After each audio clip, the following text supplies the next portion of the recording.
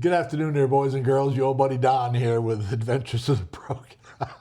I can't stop laughing. I'm sorry. With Adventures of the Broken Retired, with an update for you. If you remember, back on September 16th of this year, I did a video called Pumpkins on some pumpkins that Amy was making, Halloween decorations Amy was making.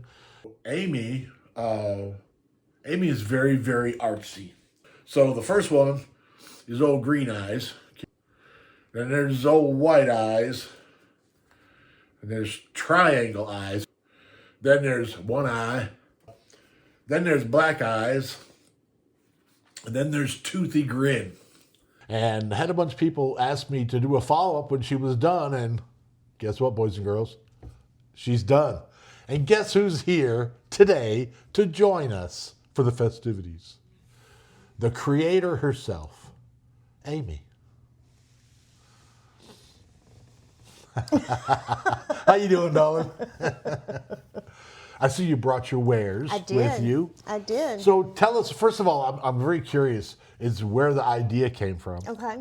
So start with us. Let us know what's up here. Okay. Well, they're pumpkin buckets, and I made them for my book club.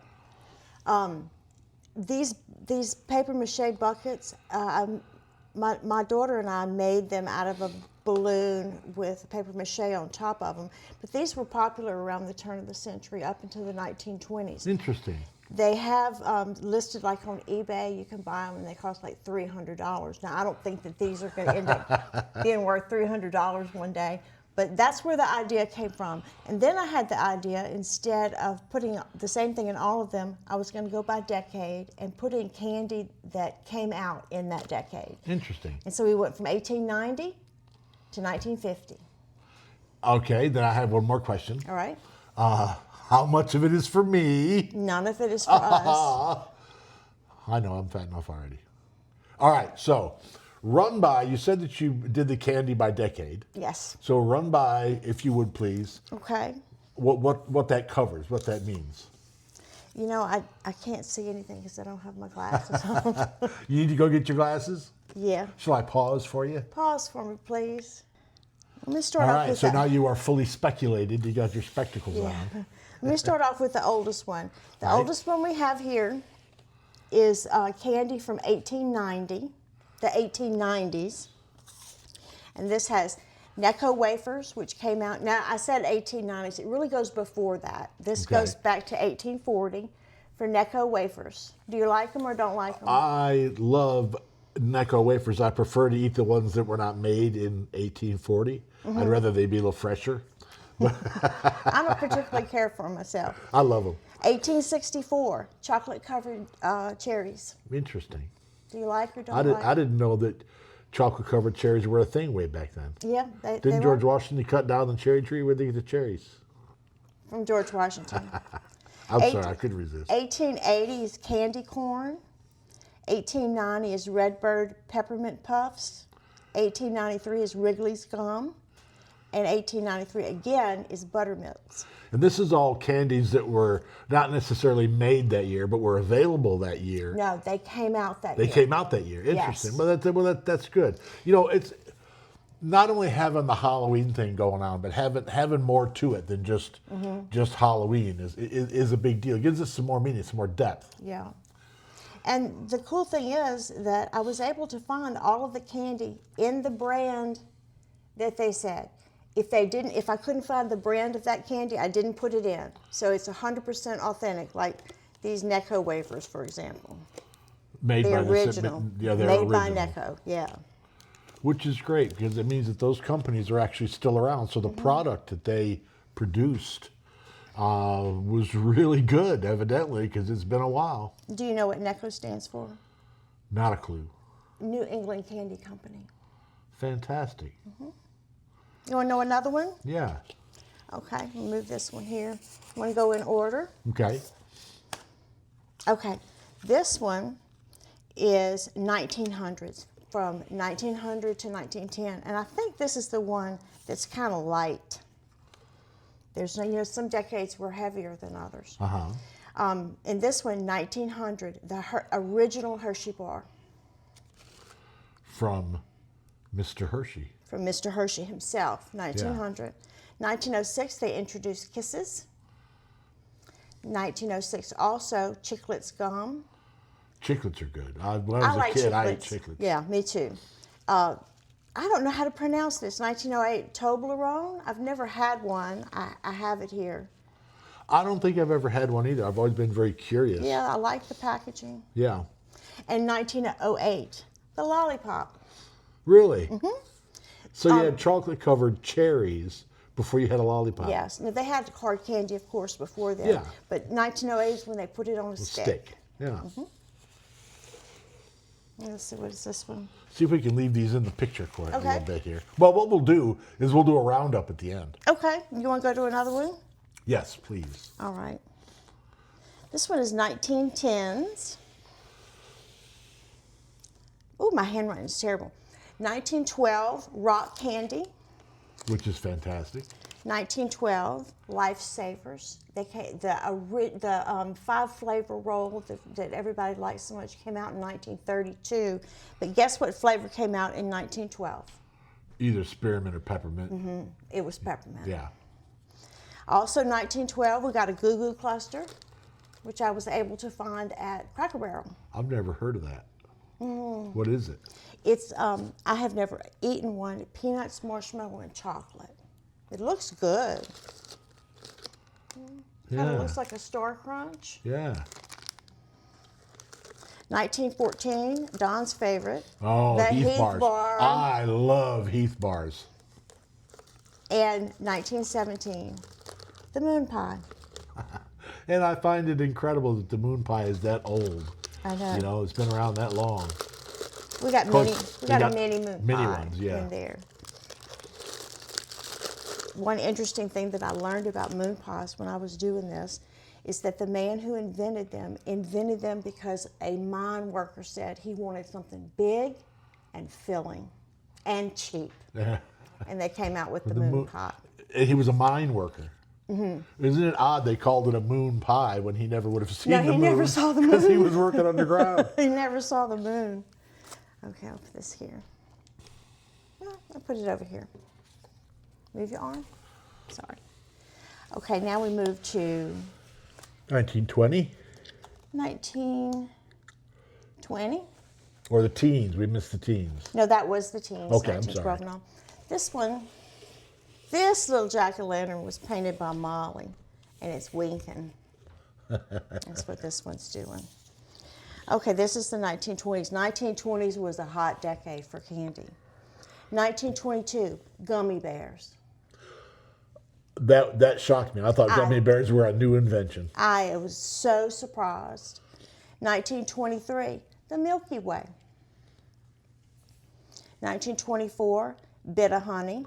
They have those at Dollar Tree. I was actually able to find Bit O' Honey. And they're fantastic. hurt Don't my you find teeth. it interesting that a moon pie, an astronomical reference, and the Milky Way, another astrological, Well, not that's astronomical, astrological reference, are both so old?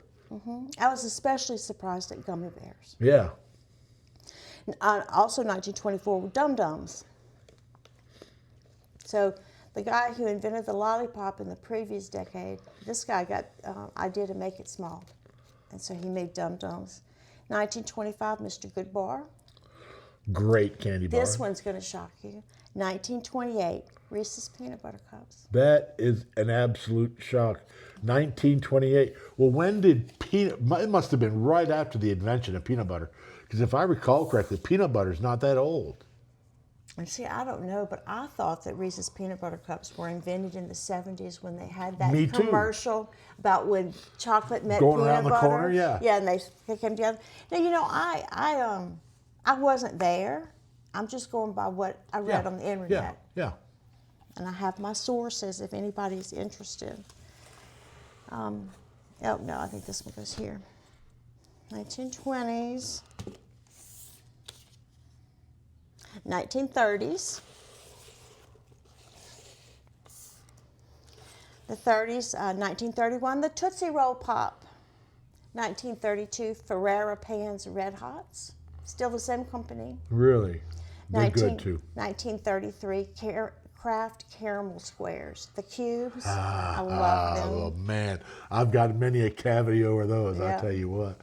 And in 1939, the mini Hershey bar, the little tiny small Really? ones, which was I, surprising. I wonder what prompted them to do that because, I don't know. well, you would anticipate things to change a little bit because after the stock market crash in 1929, everyone was broke. We were going through the depression, so candy would have been a hard thing to sell because candy's a sweet. It's an extra. It's not something that you a need to live on. luxury, right. So for the early 30s, I would have imagined that the portions of the candy bar, the portions of the candy, would have gotten smaller, basically to make it, while it's a much lesser amount, it's still available. You can still get Right, something. and buy it for Right. a lower price. Right. I don't know. Maybe it has something to do with trick or treat also.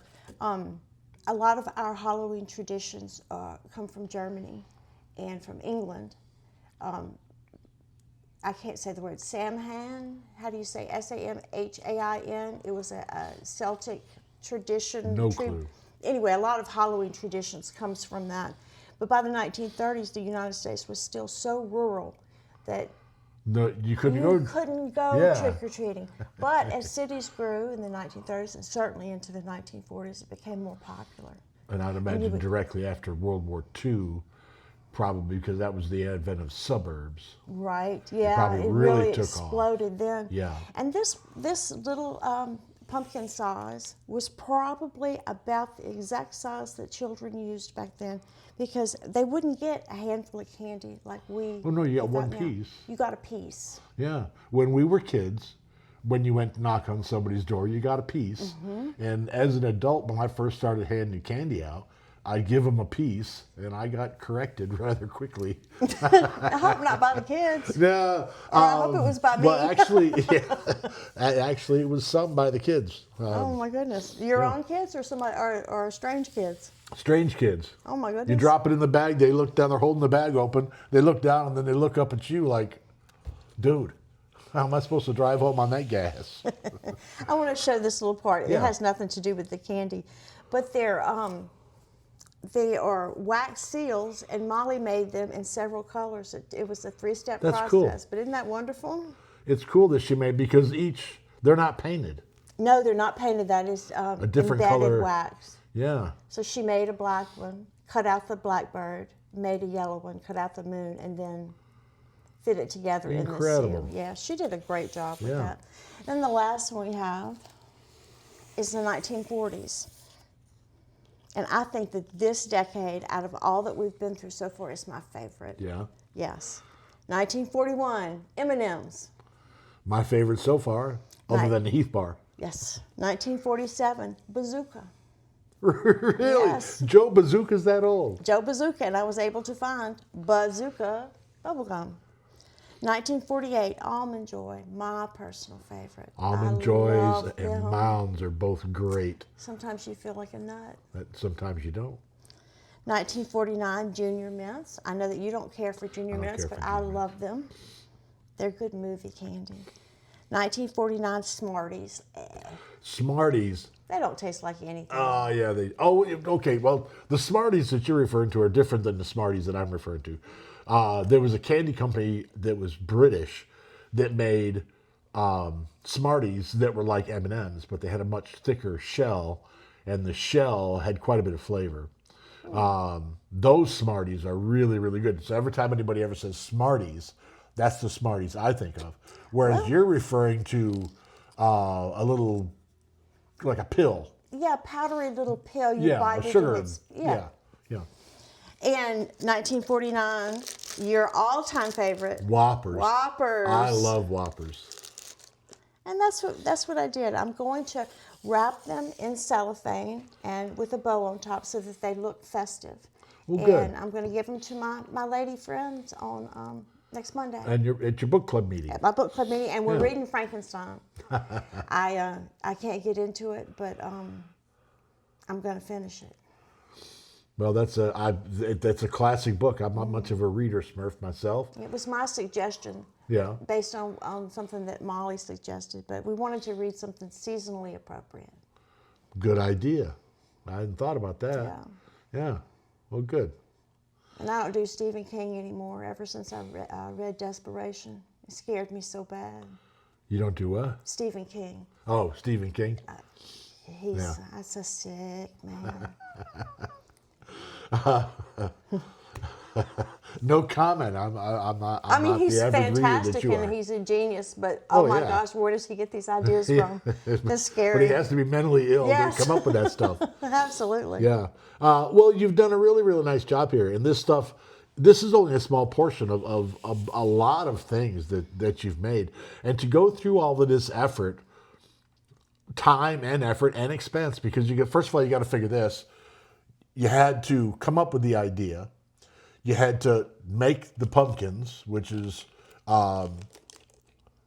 time consuming It was in time itself, consuming, because but you it got to was a blow lot the of balloons fun. up and put a layer, then put a layer, then put a layer, then put a layer, and you've got to be careful with it as you handle it and transform it into what it is now. Then you've got to do the research to know what you got to come up with the idea of dating or decading the contents Yeah. of them, and then research it, and then find the candies by the original manufacturer, which is extra cool. It was so surprising that I was able to go to 2 places and find most of it, and then Molly found the rest of it at the weird gas station, where they have that candy that's 2 for $2 in the packages. The kind of weird candy like peach rings or Really? sour ropes and all. She found several of it there.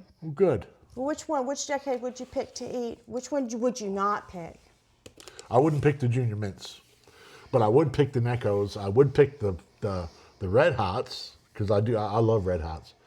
And of course, I love Red Hot. Well, you see how much hot sauce I eat. Yeah. I I love like Red them Hots. okay. I sure don't love them. Yeah. And the Whoppers, and the Milky Way, and the Mounds, Well, I hope everybody gets. or Almond Joy. Oh, did I? Yeah, you did. That's the one that was winking. Oh, there's a Zero bar in here, and I don't have that written down. Really? Yeah, Zeros came out in the 1920s. I'm glad we did this because I just saw that this Zero bar, which was hard to find. I've heard of them. I would have assumed. Of course, I assume all candy was made all around the same time period. It was real interesting to All right, find out. we're going to have to take a break right here just for a minute, because Yeah. we're at 15 minutes and the camera's going to turn off any second now. So Okay. sit tight. So, as a whole, what you have here is a wonderful, wonderful gift. Well, it's way more than a gift. It's way more than a gift because the effort and the thought and everything that you put into it. And gifts, I mean, anybody can go buy something, right? But to have the idea and to make it, and for them to be as unique as they are and as well done as they are, I mean, you have to admit, this is nice stuff. I'll tell you what I'm going to do with the video. I hope they like it. I'm going to take some of the other video and drop it in here to show the difference. The progress. Yeah, the biggest deal to me was when I went out in the garage and there was those faces painted on that cardboard that I thought was stickers. I walked by, there was a couple of old pieces of cardboard leaning up against the table. And you can see in the picture, wherever it happens to be, because I'm not sure yet where the editor is going to put it. As you can see, somebody put some stickers on there. Now, they look like faces. Put some stickers on that look like faces. I thought it was pretty, at first, why are you going to buy the stickers and then put them on an old piece of cardboard you're going to throw away? But hey, that ain't up to me. You know what I mean? I'm not the one making the stuff, so not my business. I went back out there again later, and I looked at them again, and I realized they're not stickers. They're freehand painting is what it is. So they're test faces. Oh, that was just doodling. I know that. I know. Yeah, it was nothing. That's surprising. It's like, what? So anyhow, all right. Well, Amy, thank you so much. I really do appreciate it, and I appreciate all y'all being here. Thank you very much. And we're gonna say, don't forget to do what? Like, Like and subscribe. Like, subscribe, and share. You know, I heard something on a YouTube channel yesterday. The guy was saying, and it struck me. Oh, shouldn't have touched that. He said it's such a small thing for the watcher, and it means so much to the creator. It's a big deal to me, because I guess I'm a. Yeah, I mean, you're watching. I am a that. creator. I'm one of them. Right. It's a big deal to me to know that the product that you're putting out is looked upon favorably. And comments. This is getting off subject here, but why not? The comments that people send in are so nice. You know, one of the big warnings that I got when I got into all this was, don't let the comments get you down. Don't listen to it. Don't take it to heart. Man, the comments have been, 99.99% extremely complimentary, which makes me very, very happy. You have a nice YouTube community built around. Yes, your I do. channel. I do. I have a great audience. I really do have a great audience. You do. I'm So very, like and very subscribe, fortunate. huh? That's right. So like and subscribe. All right, sweetheart. We good to go? I'm good. Fantastic. Thank you so much. All right. This is what they're going to look like wrapped in the cellophane. Fantastic. So they That's it. look festive. Yeah, that's a great finished product. Okay, well, thank you very much. You're welcome.